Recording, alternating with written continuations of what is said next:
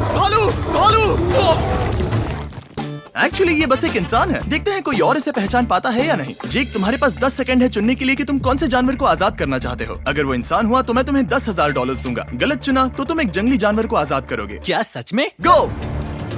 Oh my God! कौन सा जानवर? हमें लगता है एक इंसान है।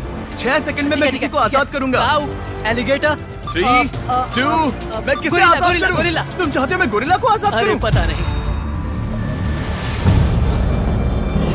अरे बाप रे। तुमने सही गेस किया। ये लो $10,000। Thank you so much. कितने प्यारे हैं ना। सब्सक्राइब